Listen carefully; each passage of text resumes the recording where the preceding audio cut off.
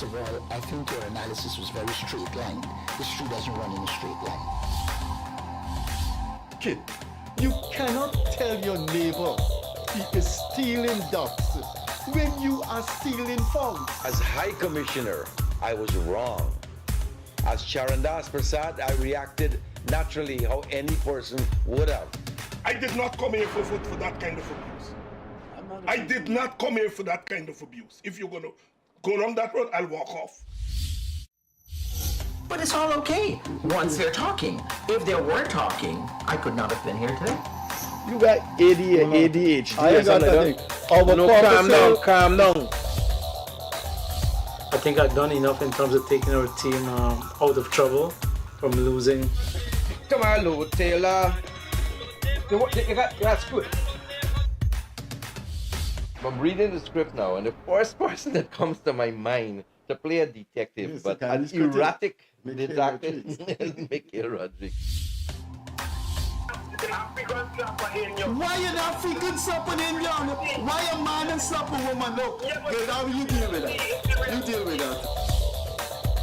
We must encourage platforms like this because it brings together different people and allows for discussions to take place in our country on a multiplicity of fundamental issues. Kingdom, you apologizing for something you think I did is wrong. I don't want you to do that, and you should not have done that.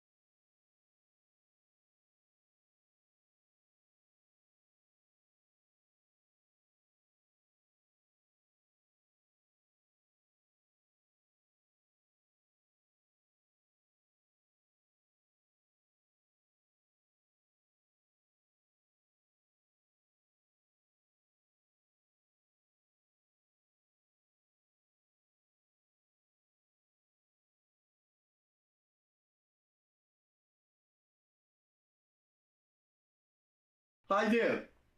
Good evening wherever you are, or good morning, good afternoon, good night. Welcome to the Freddie Kissoon Show with Co-Host Akash Persaud. As I announced last week, Akash had a bereavement in the family, and then his son was involved in a car accident, so he's not here with us this evening. Our guest this evening needs no introduction. He has made more than 2 appearances on this program. He is the General Secretary of ANUG, A New and United Guyana, and as you know, that party is now embroiled in a controversy. Morally, rightfully, they're supposed to be in Parliament. ANUG's supposed to have a representative in Parliament. We will discuss the Akash Kissoon problem, the Akash Kissoon scandal, with Timothy Jonas, General Secretary of A New and United Guyana, and one of Guyana's famous attorneys. And I think he would correct me. I think he made his name by standing up against election rigging in 2020. You were monitoring social media, and he was constantly featured all the time. So without further ado, we will take you on a journey into the politics, the views, perceptions, adumbrations, philosophy of General Secretary of A New and United Guyana, Timothy Jonas. Timothy, thanks once more for being here. Nice to be here, Freddie. I noticed you pronounced ado correctly. I've heard so many people say adieu, I-E-U. I see you didn't do that. Timothy, you could disagree with the politics of what you find so funny. You could, what is that about? You could, oh my goodness, this is spoiling a very formal interview. You could disagree with the politics of ANUG. You could disagree with your politics, but I don't think anybody could seriously deny your legal learning. You're one of the famous learned lawyers in Guyana. With that background, how did you get yourself entrapped? ANUG and you, but you got to say you were a lawyer with the Freddie Kissoon affair. What an interesting question and a way of putting it. For full disclosure, when Freddie invites me onto his show, I don't ask Freddie what we're talking about until 2 minutes before we come on the show. So I don't come prepared. There are a lot of people who will insist that they need to be informed beforehand what they're talking about so they could prepare their prep notes. What that does is it allows Freddie, whom I've known for over 30 years and I consider a friend, to ambush me with that kind of question. So I hope he gives me the time to answer it fully. Yeah, take all the time you want. It's a serious question of politics right now. Right. In Guyana, the Freddie Kissoon thing. Now, because I don't have forewarning, I'm going to do the stupid thing and tell you the whole story. But the short answer to your question is that from the beginning, when the three groups of people, the three parties, agreed to go this route, everybody knew the arrangement is not legally enforceable. Everybody knew it.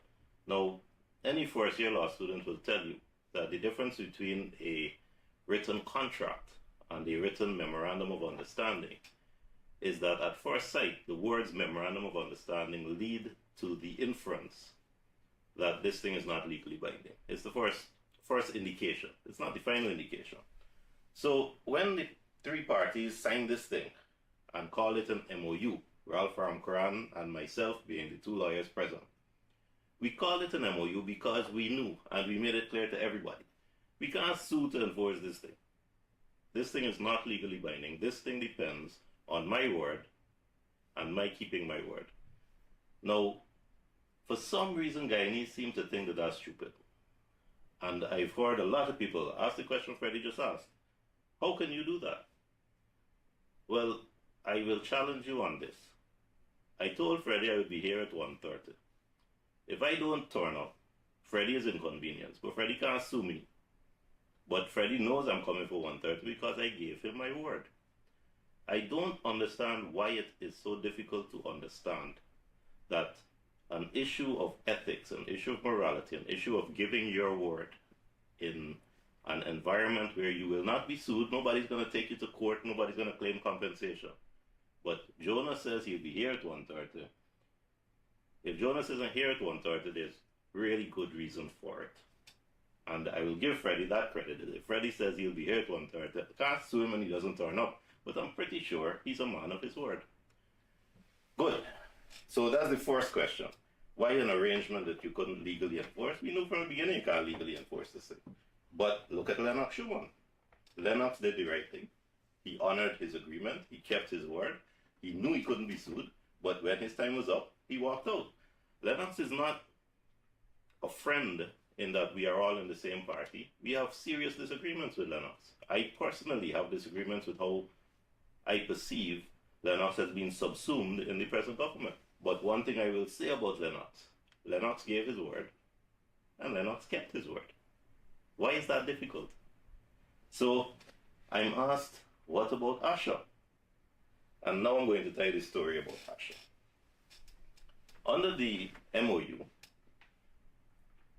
because TNM got the fewest votes, they should have, the new movement, I'm sorry, Just over 200, group, yeah. they should have gone in last. So Lennox with the most votes, 500 and something, should have gone in first as he did and spent half the time.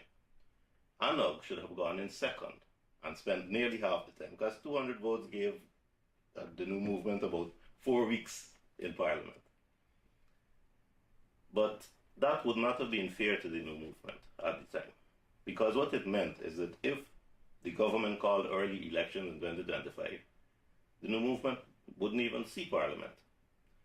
So it was decided that we would put them in for their time, and then we would take over. Again, not legally binding, but agreed. And the reason I personally agreed with this thing and supported the decision is the recognition, first of all, that the 32nd seat in Parliament is useless. We're talking about the 32nd seat. PPP has 33 seats, and with that, they have a majority, and they can pass any law they want in Parliament. They do not need the opposition. AFC APNU have 31 seats, and with that, they have zero power in Parliament. People criticize them and say they need to be more active and they need to monitor things and they need to talk more. With 31 seats, you can talk until you're blue in the face. You have no power.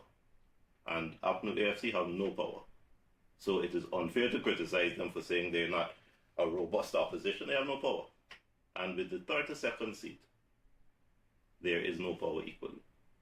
What that seat would be useful for is if the holder of the seat were in a position, had the knowledge, had the incentive, had the background, had the wherewithal to be presenting in that house useful legislation to show Guyana that this is what is possible if an independent parliament existed, so that laws could be passed to decentralize power from the government, whichever side is in government, and to create a framework of institutions that systemically lend to transparency, lend to ease of business, lend to things working, with both sides having a say. Now, the legislation wouldn't pass because the government has 33 seats. But the legislation could be explained so that the whole of Guyana can recognize. I'll give you an example. There's a Public Procurement Act that creates a Public Procurement Commission that is supposed to monitor the award of contracts. Right now, the Public Procurement Commission doesn't do its job as well as it should, because the majority of that commission under the Act is appointed by the government, directly and indirectly. The government can control it. An independent parliament can create a Public Procurement Commission that is fairly represented by non-government folk, which would mean that the scrutiny of contracts which are awarded is available to all Guyanese, is public, is transparent, so that there is fairness. You're coming up to the Kissoon thing? Well, the reason I personally supported the decision to allow TNM to put their representative in for their time was because they would not have a look in 2025 in an early elections, and also because the seat is not important. So, getting back to Asha, I personally don't understand why she did what she did. The whole country is aware that it was unethical, it was wrong, it broke a promise. There's no power given to her by virtue of that seat. And she has committed political suicide because I don't think either of the large parties will look at her seriously in 2025. And as far as I'm personally concerned, she can dry up and blow away. So I don't see her getting any traction with a small party. I don't know why she did it. I don't understand why she did it. Now, it may be that we decide to take action one way or another, because what has happened is that Dr. Ford, who is head of the TNM list, has publicly indicated that he has called for her removal, and he is the one with authority to do so. If he goes that route, and I wish to publicly give him credit that he did the right thing, he took an ethical and moral position, and he did that. He has the power to litigate and to remove her if he wants to. For me, we got elections in a year. By the time you go to court, if he goes to court, 6 months, 9 months from now, he gets an order, it's already academic. And for me, what she has done has no serious consequence because the seat is not important. What ANUG will be doing over the next year is presenting to the public its views, its ideas, so as to inform the public of what is possible. That wasn't important, except for me, it showed the character of the individual and unfortunately destroyed her career politically going forward.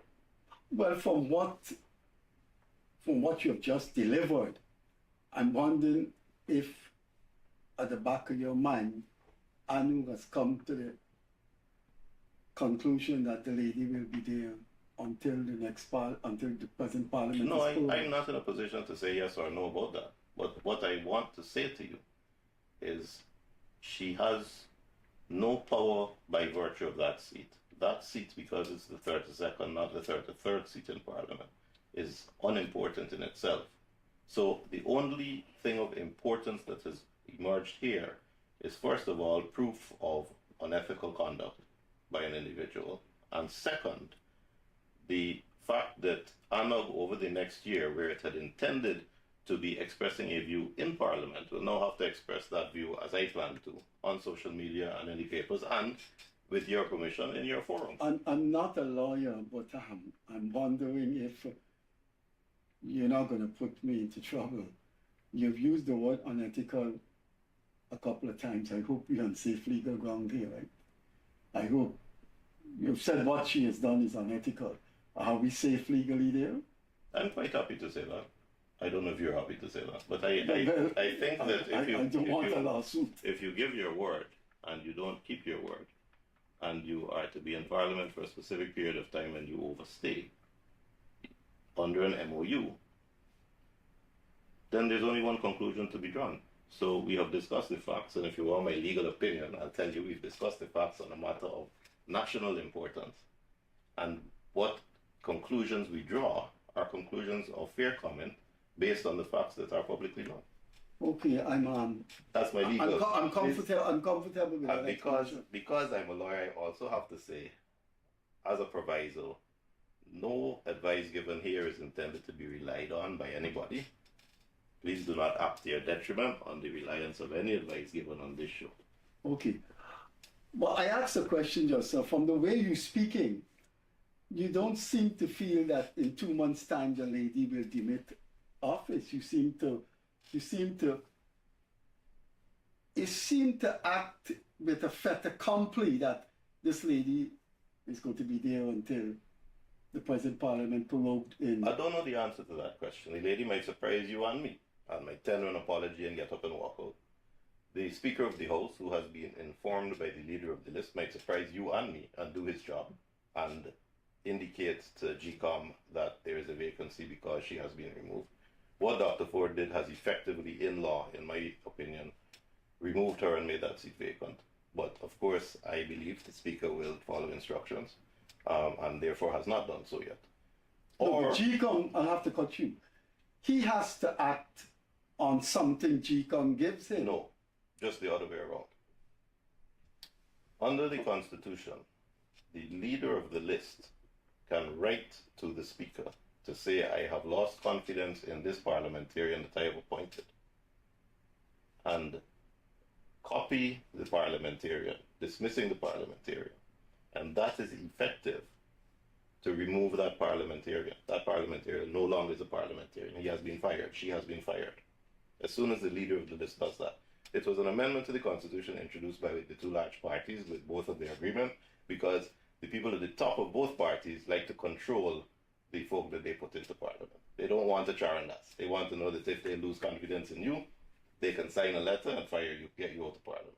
So that is in the Constitution. The leader of the list can declare he has lost confidence, he wants this person out, and inform the Speaker. That is the act that creates the vacancy. They're no longer parliamentarian. And at that stage, the Speaker is obligated to write to GCOM to say there is a vacancy. Not that, please. Oh, so it's not the other way around. It's not GCOM right. saying. He writes GCOM to say there is a vacancy, swearing somebody else. As a good civil rights lawyer, there is no room for the intervention, for resort to the court in this matter. There is not even a little tiny aperture that you... There is, and it may well be taken. This is why I'm saying that I'm not definitively pronouncing on if she'll be there in 2 months or not. ANUG may decide to pursue it. Dr. Ford may decide to pursue it. But I am not ANUG. I'm only me. I'm only one voice. You're the General Secretary of ANUG, and you must know the vibes that go on in the party. But I also know what a democracy is.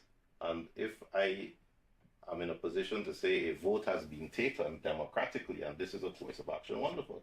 But if I'm not in a position to say that because no vote has been taken or because I haven't been given permission, I'm only one person in a group. That's what democracy is. You have to obey the rules of the group and bow to majority decision. But there have been some unsettling directions since ANUG was formed. Jonathan Yearwood left with serious complaints. I think you don't have you had a position called leader. You don't have a position called leader now. You have general secretary and chairman. No, there was a leader, Dr. No, Francis. Dr. Francis. No, that's not true. The rules always have two roles, two offices: general secretary and chairman. So what was At Dr. the Francis? commencement, I was chairman and Ralph Ramkaran was general secretary. The rules also say that you can only hold office for 2 terms. Then you step down. So after the second term, there needed to be a change. I stepped down as chairman and Mark France was made chairman. Okay. So it's the rules haven't changed in terms of a leader. There's never an identified leader. There's a chairman and a general secretary. Right now, Kian Jabur is the chairman, and I'm the general secretary. Which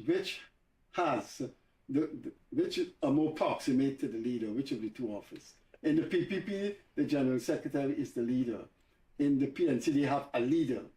Right, and we try to shy away from that for the very reason that I've been preaching for the last 4 years, which is that we need to decentralize power.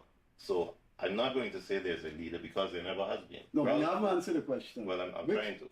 Ralph Ramkaran, and I have enormous regard for Ralph Ramkaran. There was never a question who was the boss because we agreed on most things, and where we didn't, we quarreled and we had our differences, and then we put it to a vote. So the question of leader doesn't come up because in the executive, decisions are taken by majority. So neither of us, neither the chairman nor the general secretary might be the leader of the list. Neither the chairman or the general secretary might be actively involved in the election. It doesn't translate to leader, and I shy away from that because a democracy has got to function differently. And my conception of this group is that it is a group of able, competent people who work together, not to be leader, but to help Guyana. I'm not convinced, and please convince me. A constitution delineates the office holders. I've seen the constitution in which the chairman has this jurisdiction, the general secretary has that type of jurisdiction. I'm asking you again, of the 2 offices, which would have more jurisdiction? Imagine that. Why are you not convinced? You are. No, I'm asking a simple question based on. But you're asking. ANUG has a constitution, right? That it rules. Constitution of the country has. We have rules. But you're asking a question that's based on your own preconception of something. Let me tell you, you got a company. A company has a board of directors. The board has a chairman. That chairman is not the boss. Because if the board has 7 people, 4 people can overrule the chairman and 2 others. The board takes decision by majority. ANUG has an executive group, 15 people. They take decision by majority. The chairman and the general secretary can be in the minority and be overruled. It's happened often. And it's a good thing. It's a healthy thing. In the absence of deliberation, the country is in emergency. You have a medical emergency, state of emergency, restrictions, but life has to go on. Who make the decisions then? Because we call an emergency meeting and the decision is taken. So well, let's move on. You see, I can give you an example that's happened in this show. You've asked me what the decision is if I want to do anything about Asha. And I said to you, that is a decision for the executive to take by majority. And I don't have the power sitting here to tell you yes or no. No decision. That is what democracy is about. No decision has been taken. I also said I don't have the authority sitting here to disclose to you, to tell you what has transpired in the executive. So but I understand. That is democracy. That needs no grammatical That needs no grammatical. But you don't like democracy, Freddie. I tried to I like- tell you about a democracy and you But, don't but like doesn't it. mean what You're you're a man. telling me I have to accept. But you're a man, you I preach don't know. democratic I've heard values. Jonathan Yearwood When on I'm this giving program. you the I've heard example, Jonathan. the epitome of practicing I've heard democratic Jonathan values, Yearwood you say don't like that. it. I heard Jonathan Yearwood said that he left ANUG because it wasn't democratic. He's quite a influential voice in civil society. But can we move on to our But I'm sorry, you didn't give me an opportunity to answer that. You No, see, please answer it. one please. person's point of view Well, is exactly that. no, His point of view. But for you to explain your point of view and vindicate it, justify it, you have to give the underlying facts, which allow you to reasonably draw that point of view to convince other people. A problem that takes place in this kind of forum is I say, man, I don't trust that man. And for some reason, that's the end of the conversation. Even though all I've done is voice my opinion with absolutely no factual basis, no justification, but all of your viewers say, yeah, boy, for true, can't trust that man. A conversation, to be collegiate, to be real, to be informative, has got to condescend to facts so that the people who are listening to you can draw their opinions informatively on the basis of the facts rather than on the spin and the spiel that people want to say just off the cuff. But for a hierarchical person in a political party, you make those claims against the Why are you people. trying to make me the leader You again? make, Come to you, as bro. a hierarchical person in What the does that mean? leadership, What does that mean? that you're in a hierarchy. You want to play with grammar, but you make. I look at you on different shows and you make serious accusations against the government. For example, you have just said that the PNC with its 32 members in parliament have no power. That's an opinion. They're part of committees. No, I also gave you the underlying The facts. PNC leader, I gave you the underlying facts, and I'll do so again. the PNC leader. Parliament makes its decision by majority vote. If you want to pass a law, you need 33 votes in Parliament to pass that law. If you want to pass a constitutional amendment, you need 2/3 vote. So you need more than the 33. If one party has 33 votes in Parliament, how on earth can anybody argue that the other smaller parties, none of whom has 33 votes, has any say? That is the underlying fact upon which my opinion is based. I challenge anybody to question it. But that's one context. Looking at power in one context. You can't have a police commissioner and you can't have the confirmation of a chief justice or chancellor without the leader of the opposition concurring. But we're not That's talking power. about passing That's laws. power. No. That's no. no, but that's power. Let's use the That's example serious you power, gave. man. Let's use the example We you don't gave. have a ratified chancellor. In 2001, sometime early 2000s, don't quarrel with me if I got the exact year wrong. The two large parties agreed to an amendment that the appointment of the Chancellor and the Chief Justice required both the involvement of both. So, both of them got to agree. Now, that is something the two parties agreed on, and it became a constitutional amendment. So, insofar as the conduct of Parliament was concerned, it passed because both parties agreed. You are now conflating that with the implementation of that decision. That the fact is that since they passed that amendment in the Constitution, neither of the two large harmful ethnic parties has been able to agree. But that ain't got nothing to do with the independence of Parliament or the fact that if you don't get both of them to agree, you can't get a constitutional change, and you need 33 seats to pass a law.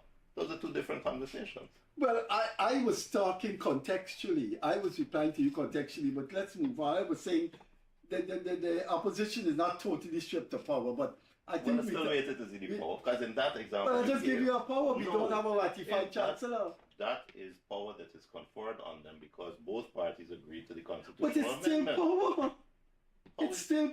You have The just translated president that. has a choice for a Freddie, chief Freddie, justice and a that's like chancellor. saying that if The you go opposition outside- said, no, I don't accept your choice. You can't have a ratified chancellor, You have- and that is not power. I'm sorry, you have conflated the discussion that we were having, which is that 32 seats equals 0 power No, in no, Parliament, no. to the fact that when both parties agreed and made a No, constitutional you cite amendment, that as the when both emasculation of the parties opposition. agreed and made a constitutional amendment, the implementation of that constitutional amendment now We're requires a vote. talking two different things. Yes, we are. But let's look at the It's always a pleasure talking to you. let's look at the Niger News let's look at the Niger Youth's position. Because you're quarrelsome, and I like to quarrel too. So it's nice talking to you. Let's look. When I call in, I'm merely trying to avoid you pushing me in the direction. You also want to disagree about whether you're quarreling or not. You're really quarrelsome, Freddie? No, I'm not quarrelsome. I state my point. Let's look at the Niger Youth's revelation last week. Mr. Hughes has been nominated by AFC groups to be the leader of the AFC. He's saying, if I accept this nomination, I have preconditions. I have a thesis. I have a perspective. We must go into the election. If I'm the head of the AFC, we must go into the election with a consensus candidate, meaning not a candidate from the AFC, but a candidate, a candidate that the AFC agrees to. Right. I would think when you look around for a good consensus candidate outside them, you may likely to be on the list. You're joking. I'm not joking.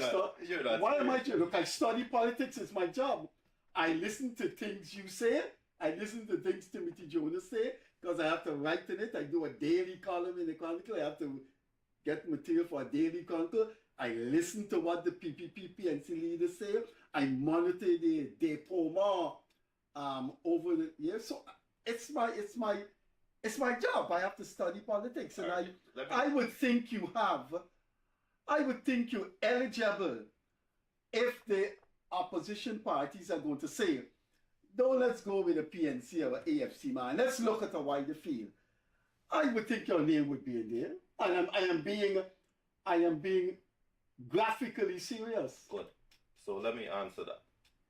You see, people fancy this thing up. People who are watching your show and thinking about politics as this abstract, this strange large creature that's only half understood.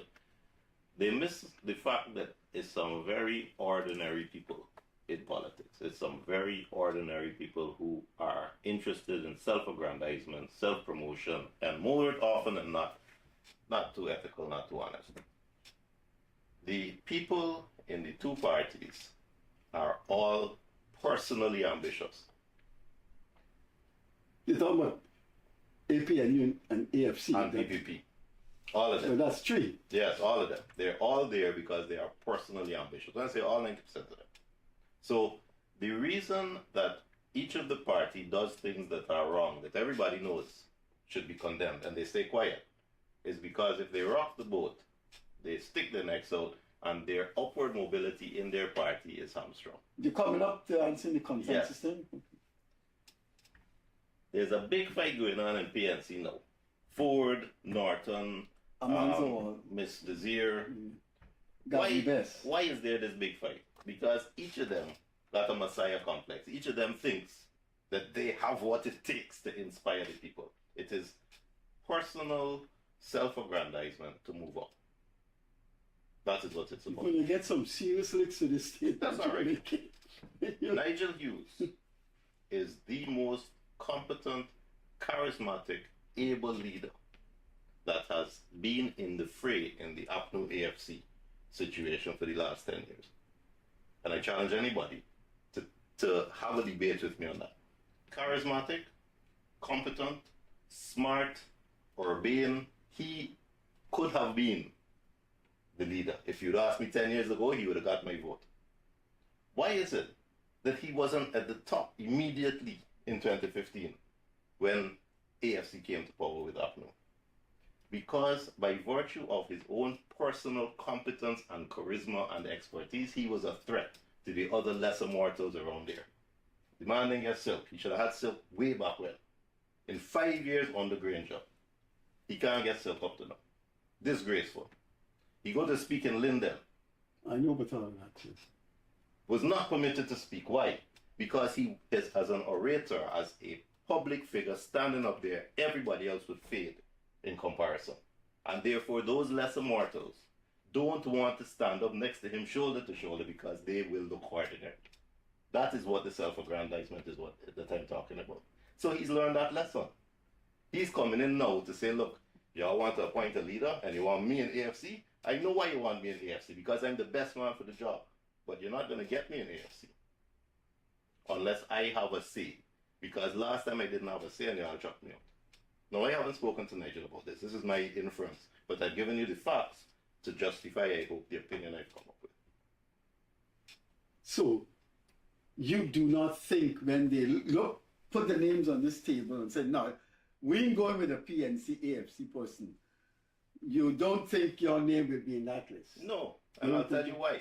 All of them know. But you may not want to be in the list, but how do you know they wouldn't put you on the list? Because all of them know that I have said unequivocally, as long as they're ganging up so that they're one party versus the PPP, they are just as bad as the PPP.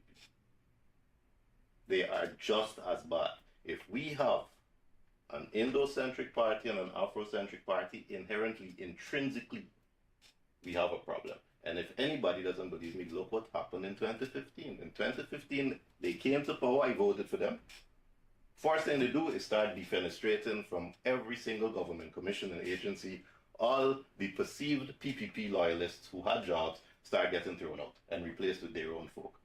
Suddenly, the people who were upwardly mobile in terms of access to business, access to claims and grants and all kinds of things that the government can hand out, suddenly they hamstrung. And a new set of people suddenly think they can get a chance to get free land from the government, from central housing, from lands and surveys. A whole new set of people start benefiting.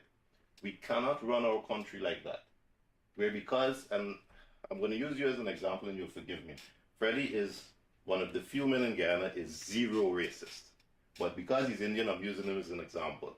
If he, because he's Indian, has a better chance because the PPP is in power to get a piece of land, to get a concession, to get a mining permit, to get a petroleum import license, and I'm out because I'm Afro, that is unfair intrinsically. And if when PNC, APNU, AFC, whatever manifestation come in, I have a better chance and he's out, that is unfair intrinsically. And therefore, if AFC, APNU combine against PPP, so again you have two parties, that's a problem. Let me get this straight, this program, the viewers looking at this program. You will not be, look, you will call me some person too. You will not be a consensus candidate for the opposition if approached. Not a united opposition that involves APNU against the PPP. No. That involves APNU AFC. Against the PPP. No, not where there are two parties. Because if there are two parties, the winner controls parliament. And I am fighting against that. What's your blueprint? There must be a third party or more than one third party. I will be a consensus coalition leader. All things being equal, there are a lot of variables you gotta look at. So don't treat this as a promise. But if there are 4 or 5 third parties that are coming in saying, look, we want a united front against the behemoth PPP and the behemoth APNU, I would support that and run to front with it just like I did when the AFC was first formed. Because unless you have that third party, the winner controls parliament. And we've seen 60 years of that. Has Akash Kissoon damaged people's admiration? No, that was not damage. Has diluted ANUG's, has diluted their admiration for ANUG with the conclusion, man, look, you see how third parties behave? Has Akash Kissoon damaged ANUG? I've heard that foolishness. And I've seen people idiotic enough to put that in print on Facebook and that kind of stupidness. Can't trust third parties. And I think, how does somebody come to this conclusion? And I'll tell you why somebody comes to that conclusion. Because they were voting PNC or PPP in the first place. So they are hanging on to any straw to say, this is why I'm justified in voting for my ethnic party. But let me ask you something. My name is Tim Jonas. How is it possible that because I represent a third party, that equates me to another man whose name is Leonard Schumann, or another man whose name is Kemar Dramjatan starting AFC, or another man whose name is Peter DeGar? How does that equate me just because I've decided that a third party is the way to go, and if nobody else is doing it, I gotta try? How do you draw an equivalency by this abstract concept called third party, that the individuals in third parties are all equally unethical? That is a stupidity as soon as you say it. But more than that, put the shoe on the other foot. What conclusion do you draw about the individuals in the two big parties that have been doing the same thing for 60 years? That they are good people, honest people, and worthwhile people and helping the country forward? I think I could answer that. But Please do. No, I don't understand. You the guest. I want you to answer. But I think you're a good lawyer, but you need to study psychology. It's not should one pity the gal. It's what the third party symbolizes to people. Is what the expectation they brought to people. You see, I think you were saying, I am Timothy Jonas. Don't equate me with Archie Kissoon. Don't equate me with a man who formed a third party and failed. But I don't think anybody likes or dislikes Leonard Schumann, Timothy Jonas. For them, third parties symbolize a hope. And that hope was dashed, and they make their conclusion that third parties, have a symptomatic failure. But let us... I agree with you. And I love the fact that you said psychology, because you're right. And I agree with everything you've just said. So let's look at it from this point of view. My name is Singh and I vote PPP, or my name is Griffith and I vote APNU. And I realize my party is not helping me. I am poor, and under PPP I stay poor. I'm poor, under APNU I stay poor. They're not helping me, and I see the harm, and I realize my neighbor doesn't look like me, but he's my brother. I realize that. So I say, man, I'm going to vote for a third party. And then the third party does the stupidness that AFC did. I got a conundrum now. Do I say, all right, I recognize the harm in ethnic politics, but that third party let me down. Therefore, I'm going back and vote how I always voted. Do you say that? Because let me tell you, my name is Tim Jonas. And I sat down. This is the second time you say, Tim, your name is Timothy Jonas. And I recognize the harm in the ethnic politics. And I say to myself, I'm not voting for them again. So AFC came along. And I said, hallelujah, go on and vote AFC. And AFC did stupidness. So now I am saying, lost faith in AFC, they betrayed me. Do I go back and vote APNU? Because I used to vote APNU before AFC. I ain't got to tell you that. Look at me and look at my name. Do I go back and vote APNU? Or do I continue to say, boy, APNU is just as bad as PPP? We cannot have ethnic politics in Guyana. If nobody else does it, I'm going to try. I'm looking at my mango pelt. But I want you to answer. I want you to answer. Well, in the format of interviews, the host cannot answer because the host wants the viewers wants the guest to ruminate. Then to answer your question, as somebody who held out hope for a third party and does not like politics, when the third party betrayed me, I was faced with the reality that either I got to vote PPP or APNU, or I got to pray some other third party comes along, or if no other third party comes along, I got to try. And when AFC betrayed the trust in 2018, when AFC and APNU were in power, and they betrayed the trust by, they made no effort to restrain the excesses of APNU. We wrote to them to say, you are betraying your mandate. And if you do not take steps to fix it, we will form a party and take our concerns to the people. You ever said what you say here before? Yes, many times. In 2018. When you mean we, who's we? Ralph Ramkaran, Henry Jeffrey, Tim Jonas, and others. Wrote to the air. And what did you get a reply? Of course not. You know that. They're in power. They're enjoying the power.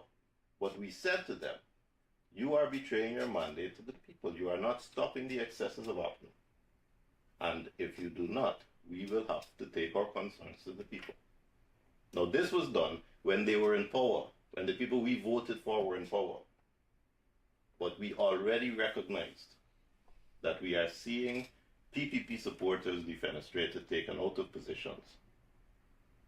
We are seeing a swing of the pendulum that APNU doing exactly what the PPP were doing before and using their control of parliament. And if you think about it, the only thing that stopped APNU was an Indo-Guyanese named Sharon Das. Think about it. This is how rotten our country is. That is the only thing that stopped them. that he took his 33rd seat and said, y'all go to hell, no confidence. And congratulations to him. Whatever else you might say about him, congratulations. Well, I don't know what else we say about him. He did a historic thing. Time keeps moving. ANUG, you have a quarrel with some person, so you're gonna quarrel with me with this next question. Is ANUG active? Yes, very much so. Very much so. We're keeping the structure together. We're keeping the structure together. The internal structure is there. We have our regular meetings and we're doing our thing. What your question is, I think, is in terms of visibility. And what I can promise you is that you will see more visibility in the last 6 months of this year. We had a timetable and a schedule, and we will be implementing it. For me, what's important, you see, as a culture, we like a cuss down. So, you know, when politics starts talking, the parties and their supporters say that people just as bad, them people worse, look what they did. So, I saw a comment by one person saying, PPP never tried to thief a whole country yet, right? Forgetting about a man named Boudou and the loss of a seat. So they resist the argument I'm making of tit for tat inequality. But I want to direct the attention to a conversation that is constructive and makes suggestions that people will understand, and people will either criticize or they will say, yes, this is a good idea for transparency and for leadership by the whole country, not just half the country. When will we leave the studio, we do what we have to do, when we look over our shoulder, a year has passed. Yes. The election is November 2025. No, I believe there'll be an early election. There'll be an early. Is ANUG contesting the 2025 general election? Well, if I have anything to say about it, with my one vote in the democratic system that is ANUG, yes, I will be strongly urging and supporting and working towards contesting that election. And I think we will be there. Okay, having asked that, it's just logical for the next question to follow. What do you think you have this evening? You have presented yourself. I'm not to question that. You've always appeared in my eyes as a positive human. I've taught you at UG. You've always appeared. I think your public politics doesn't have the rawness of some other opposition parties. But I'm asking you now whether you think, given who your colleagues are and given who you are, ANUG will be a successful party in the 2025 election results. I think you have to answer that. It's a basic question every journalist asks a politician. I think that for the first time in history, well, 2011 was an indication, but over the last 10 years, let's say in Guyana, the demographic of our population has evened out to such an extent that you can flip a coin to decide if they got more supporters for APNU or more supporters for PPP. In the last elections, when APNU did 5 years of mismanagement, the PPP only got 1 seat more. And I believe that there are enough independent, honest-minded Guyanese who recognize the harm, that if ANUG contests, ANUG will get sufficient seats to take away from the government majority seats in parliament. And I think ANUG can do that next year. It's not going to be easy in a country with 83,000 square miles, where it takes planes to get into areas where you have to travel. I mean, this is 83,000 square miles minus the big part of the forest. Your ANUG is up to scratch with that. You have to that's take a very good question. You have to take planes to get to region 1 to region. I'll tell you this. I don't know what primary school you went. I went to St. Margaret's, and they had an interesting. I went to St. Thomas More, Workmanville School. Really? Okay. In Workmanville. Yeah. St. Margaret's had a lovely motto. That's a bourgeois school, anyway.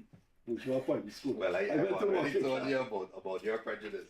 Because you're a bourgeois middle class man, and we'll talk about it another day. St. Margaret's had a wonderful motto: to be the best that I can be. And you're aware of the Stoics, you're aware of the Stoic movement. If you do the best you can, you sleep good at night. So I don't know if we will have hundreds of millions of dollars to fly all over the place like we see the government folk flying all over the place. I don't know. But what I can promise you is I will do the best that I can. And let us say, coming on to wherever it is, if it's November, it's called, or if it's before, if there are a number of small parties existing as it was the last time, the New Movement, ANUG, Citizens Initiative, Mr. Badal, the owner of Pegasus, had So quickly you forget, huh? I try to remember, I can't remember. I can't remember Keith Scott's party, and he's part of ANUG anyway, and that's supposed to be my job. Keith Scott? Yeah, he has a party, he's part of ANUG called something Alliance. Anyway, if there wasn't an amalgamation in 2020, these parties contested by themselves, if there is the emergence of 3, 4, 5 parties, including ANUG, do you favor an amalgamation? I think that it would be best for the country if there is a single third party rather than third, fourth, fifth, sixth. Now, in Guyana, economic policies and social policies don't count very high in politics. What counts is how you look. And if you don't agree with either of the two big ones, if you want a third. So I don't see that there's a large obstacle in terms of policy to all the third parties getting together to do it, and I would support that. I hope that they do. All right. Here's this scenario. AFC goes by itself. There's no longer... Impossible.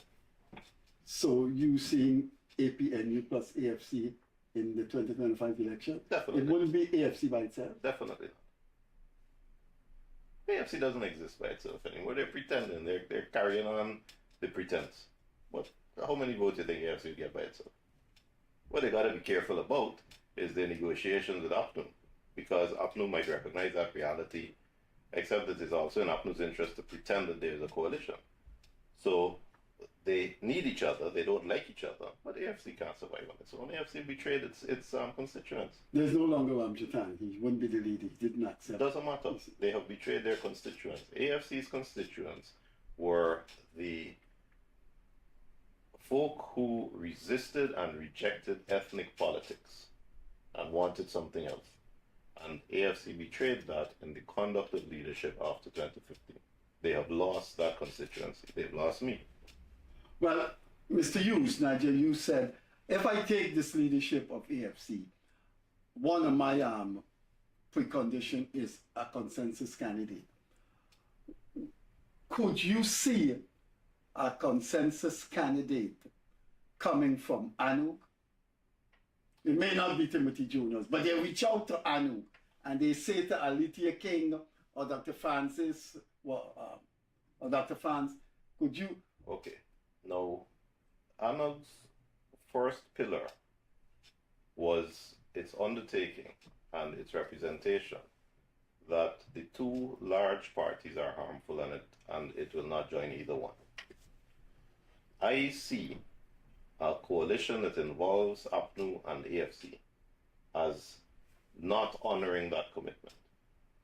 So if any individual says they will be going to accept a position as on a forum that has APNU and AFC against the PPP, it will be against my opposition. Because I personally, and I'm speaking as me, the individual, firmly feel that any move like that detracts from a third party, and only a third party is the possible solution for the Guyana impasse. You Earlier you said that you think ANUG could capture, you didn't say a seat, you say a number of seats. You have any figure in mind? 3, 4? It's $5,000 for, it's 5,000 votes for a seat. Yeah, that's would be speculative, but I think we got 3 or 4. Yes, You think you? I think we can do that if we keep it together and if we keep honest to our mandate. Guyanese had enough allies, you know. So if we keep honest to our mandate, I think we can do that. But if we do what our predecessors have done, and you're right, the AFC set a bad wicket for us to bowl on. If we do like our predecessors have done and soften, conflate, clear mandates, clear promises, so that we start looking like the rest of the crowd, we will lose that. You know, you can't compromise on integrity. I'm sorry. You simply can't. You know, every time I do an interview with you, every time I run in, I met you at the vet. I met you I at forgot the vet. I met you at the supermarket. And you do speak about the need for integrity in politics, for there to be a government for the people, stop this ethnic thing. But Timothy Jonas, you were saying that one of the problems political parties always have in the world is that among their midst are some people who, don't carry the banner well. Always. So, have you thought about that? So, in the larger context of what you just said, there are well-intentioned, honest people in the PPP and well-intentioned, honest people in APNU who recognize the failings of their colleagues in their party and stay quiet. I wouldn't stay quiet. If there is a betrayal of a mandate, you're wrong already. There's no room to soften an ethical position saying that it's for the larger good. We got to keep those terrible people out. We got to circle the wagon and protect our own in this party. That doesn't work.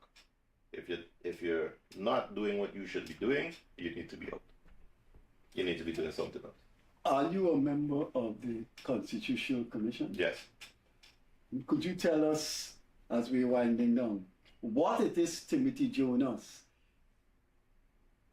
this patriot? I have to call you a patriot in the nationals because in all the adumbrations, that picture has come out that, look, these two parties, this ethnic thing, you need to have people without looking for grandeur, etc. Now, what is it at the top? I'm not asking you for a package. I'm asking you for the top, the 1, 2, 3, 4. Not the whole package. What's the 1, 2, 3, 4 innovations, transformations, or simple changes you want to see in a constitution that will soon be coming up? Well, of course, there's going to be changes. That's what the Constitutional Commission is about. The PPP came into power on a mandate for constitutional reform in 2020. APNU came into power on a platform of constitutional reform in 2015.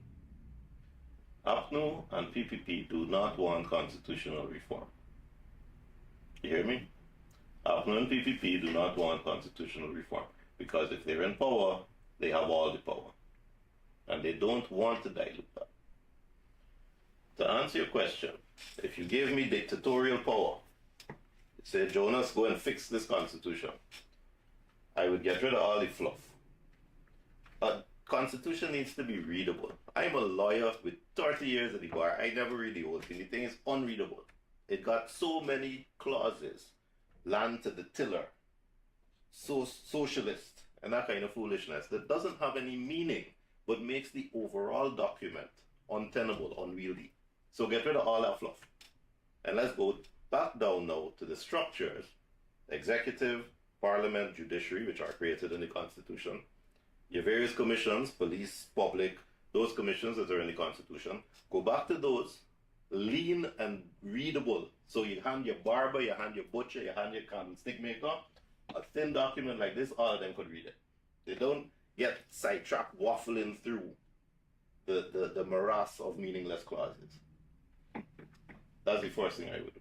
The second thing I would do is I would reduce the powers of the president, including taking away the power of the leader of the list to say he has lost confidence in Freddie Kissoon, the parliamentarian, because he frightened Freddie will vote against him at the next forum in Parliament, and therefore remove Freddie before Freddie can vote against him. If you are answerable to the person who put you into Parliament, you're not independent, you're not voting your conscience, you're a slave, you're voting your instructions. That needs to be removed. And I would also ensure greater autonomy at a regional level. We got 10 regions. I do not like that our government arrogates to itself the right to build roads and fix dams and build bridges in all those regions, so it unilaterally and has a monopoly on awarding contracts and keeping the purse strings. I would delegate that down to 10 regions and many neighborhood democratic councils, so that if I'm a contractor and I don't look like the government, I don't feel I'm out, because I can go to Georgetown and maybe get a contract there. I can go to Linden, get a contract there. I could go to the NDC in somewhere Region 4, get a contract there. If the contracts are awarded by a more diverse group at the level of the regions and the neighborhood democratic councils, there will be greater transparency and there will be decentralization of that power. That's another thing I would do, ensure the autonomy at that level.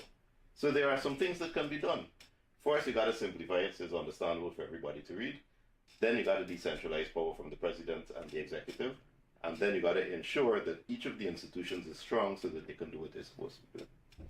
Okay, we're going to conclude with the statement by you that you think ANUG get 4 seats, at least 4 seats in Parliament, which means you At least 4 seats? At least 4 seats. So, ladies and gentlemen, please go back over this program, and if anywhere you see that I have said that, I will buy a bottle of 21-year-old rum for Freddie. I've never drunk in my life. No, that's why I buy any rum.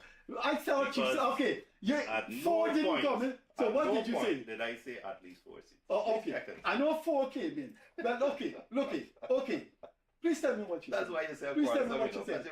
Please tell me what you said. I said I think we got a chance for maybe 3 or maybe 4. Okay.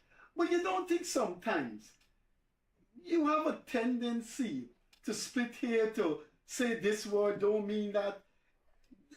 It is always enjoyable speaking to you. I hope you remember those philosophies that I taught you at UG. I think you did, because John Locke and Thomas Hobbes. You just talk about the Stoic. Look, all I can do is wish you the best in your political career, and I can say that you have an open invitation to this program. All you need to do is pick up the phone and say, Freddie, it's 6 weeks past, it's 2 months. We need to be on your program. And I'm saying that invitation is extended. Pleasure, Freddie. Well, thank you very much for having me. Take care. Always a pleasure. Got quarreling with you. Right.